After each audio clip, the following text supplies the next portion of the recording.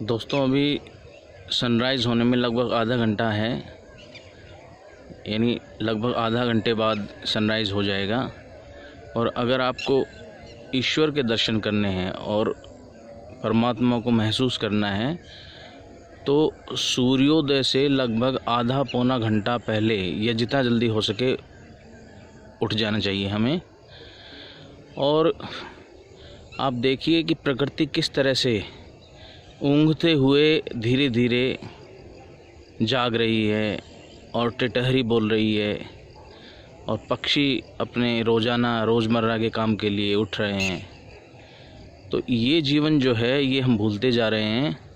और इसीलिए जो विदेशों की जो बीमारियां हैं, ख़ास तौर से जो साइकोलॉजिकल डिजीज़ हैं, वो हमारे देश में आ रही हैं। सुबह सुबह मंदिर के घंटे की आवाज़ देखिए आप, क्या अद्भुत नज़ारा है। और जैसे जैसे थोड़ा रोशनी बढ़ेगी तो आप देखिएगा किस तरह से स्वर्गिक दृश्य आपको दिखाई देंगे। आपको बैकग्राउंड से मंदिर के भजनों की आवाज़ भी आ रही होगी।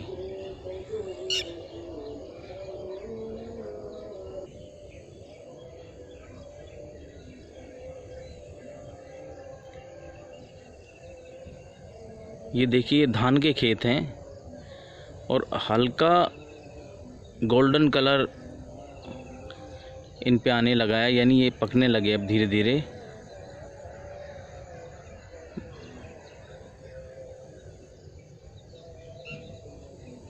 यूरोपियन कलाकारों ने इस तरह के दृश्यों की बहुत सारी पेंटिंग्स बनाई हैं, अनगिनत। ख़ास तौर से पोस्ट इम्प्रेशनिज्म लोगों ने, यानी जो पोस्ट इम्प्रेशनिस्ट लोग थे, उन्होंने बहुत सुंदर काम किया है। Corn fields, wheat fields and crow, अलग अलग टाइटल के साथ बहुत ही शानदार काम किया उन्होंने। और ये हमारे आसपास ही हैं ये दृश्य। ये ऐसा नहीं है कि कोई यूरोप में ख़ास तौर से अवेलेबल हैं, ये हमारे आसपास ही हैं दृश्य। अब हम ही आंखें बंद कर लेते तो फिर क्या किया जाए। तो कृपया मैं आपसे अपील करता हूँ कि थोड़ा सा 24 घंटे में 1-2 घंटा आप प्रकृति को ज़रूर दें, क्योंकि वास्तव में प्रकृति ही हमारी पेरेंट्स हैं। और उसको हम प्रेम करेंगे तो प्रकृति हमें प्रेम करेगी, और प्रकृति हमें प्रेम करेगी तो फिर बाकी ज़्यादातर समस्याएं हमारे जीवन की समाप्त हो जाती हैं।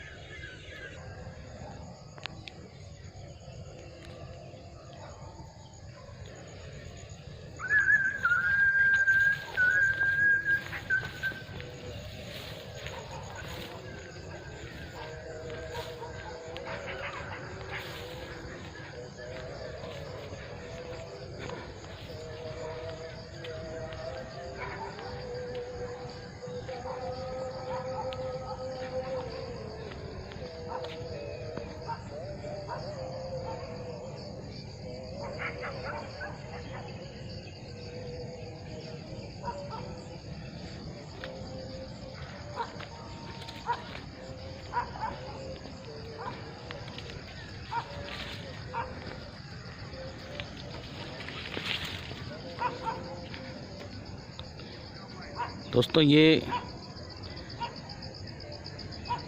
शायद मकई है,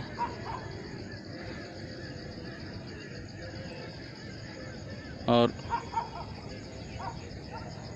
कॉर्नफील्ड के नाम से अनगिनत कलाकृतियाँ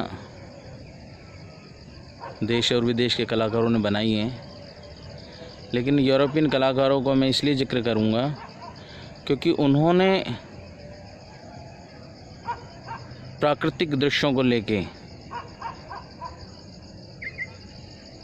बहुत इवोल्व किया है, बहुत एवोल्यूशन हुआ है, रेवोल्यूशन हुआ है उनकी कला में।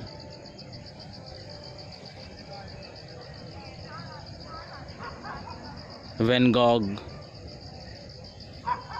क्लाउड मोने,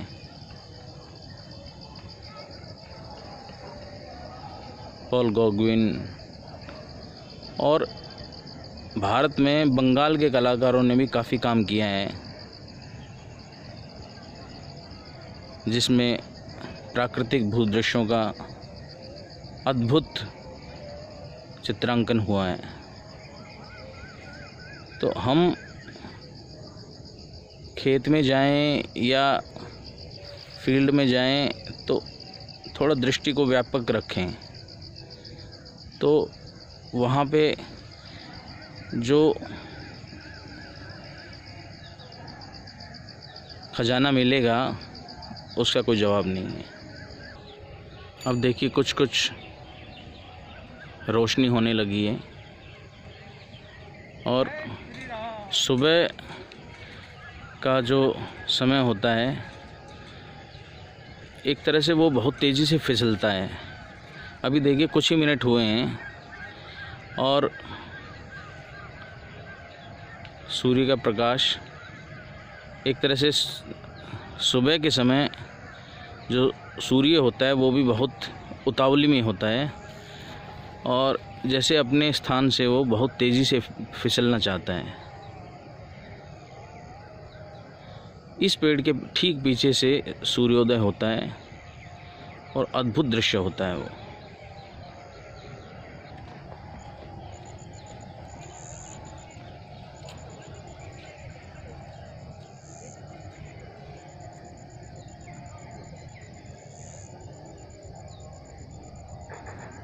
अभी इस दृश्य की मैंने कुछ महीनों पहले एक पेंटिंग बनाई थी वाटर कलर में। तो इस बड़े पेड़ के पीछे से सनराइज़ हो रहा है और बड़ा बैकग्राउंड में काफ़ी बर्ड्स जो हैं अपने झुंड में उड़ रहे हैं। तो बहुत सुंदर वो पेंटिंग बनी है, मैं आपको दिखाऊंगा कभी। ये धान के पौधों को अब कटने की तैयारी हो रही है शायद, और इसीलिए इनको अलग अलग बांध दिया गया है। सामने ये धान के सारी फसल जो है पक चुकी है और गजब का एक सुनहरी रंग आ गया है, गजब का पिगमेंट है।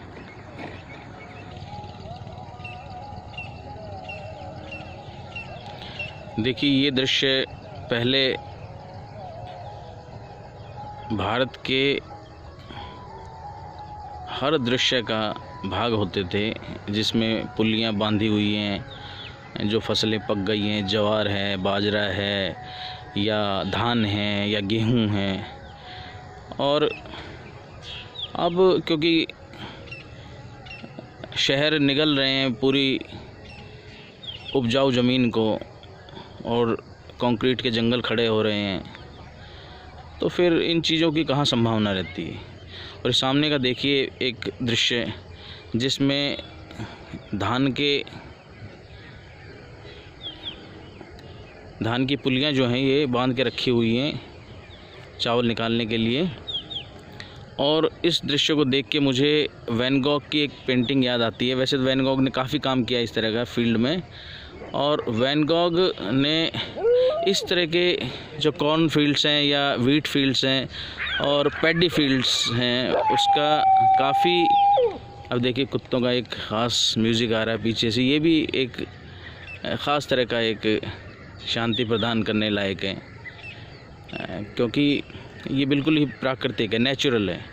तो मैं कह रहा था कि ये जो सामने जो धान की पुलियाँ जो है बांध के रखी हुई हैं, और मुझे याद आता है उसका टाइटल मुझे याद नहीं आ रहा है, वैन गॉग की एक पेंटिंग है जिसमें एक किसान अपनी पत्नी के साथ और दिन भर काम करके और उसको रेस्ट कर रहा है वहाँ पे, और थके मांदे किसान जो उस समय के बहुत ज़्यादा थके हुए हैं ऐसा लग रहा है, क्योंकि सिर पे शायद उसने जो हस्बैंड होता है फीमेल का, वो कैप रखे हुए और बहुत ही पूरा दिन काम करके थके हुए, तो वो पेंटिंग्स मुझे अभी याद आ रही है। लेकिन धीरे धीरे अब ये दृश्य गायब हो रहे हैं, तो हमें इसकी चिंता करनी चाहिए।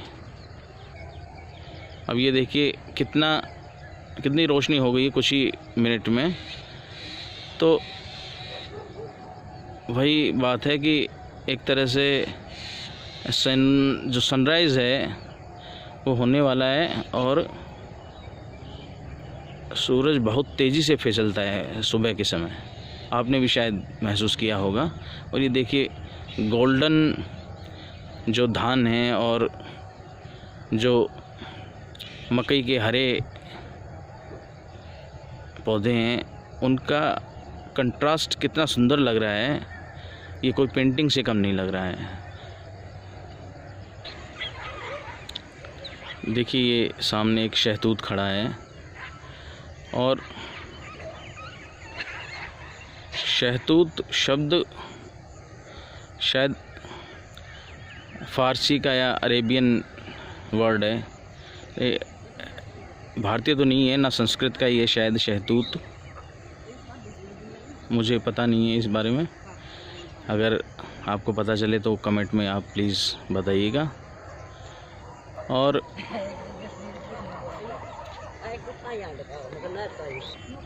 ये देखिए, आपको अगर दिख पा रहा हो तो चांद भी निकला हुआ है, अभी छोटा सा हल्का सा दिख रहा है।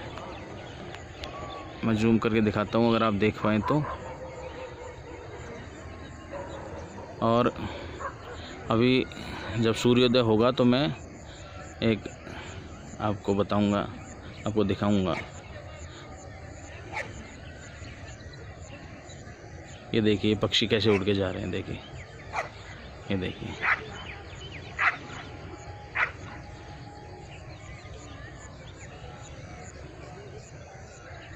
अभी देखिए थोड़ा सा लाली आने लगी है और स्लाइटली पिंक हो रहा है स्काई, यानी ये एक तरह से मैं इस चीज़ को इस तरह से देखता हूँ कि प्रकृति की प्रिपरेशन है सूर्य के स्वागत के लिए, जो कि वास्तव में हमारा पिता है। और साइंस भी ये प्रूव कर चुकी है कि अगर सूर्य हैं तो पूरा सोलर सिस्टम है, और सोलर सिस्टम है तो हम हैं, हमारा अस्तित्व है। इसीलिए हम सूर्य नमस्कार करते हैं सुबह। अब बैकग्राउंड में आपको अलग अलग पक्षियों की आवाज़ें सुनाई दे रही होंगी, तो इसको मैं अभी इस वीडियो को इतना ही करता हूँ ताकि ज़्यादा लंबी ना बने, और फिर से जब सनराइज़ होगा तो मैं दूसरी वीडियो शूट करूँगा। मेरे चैनल को लाइक करें, शेयर करें और सब्सक्राइब करें प्लीज़, ताकि मुझे और अच्छा काम करने की प्रेरणा मिले और उत्साह मिले। Thank you very much.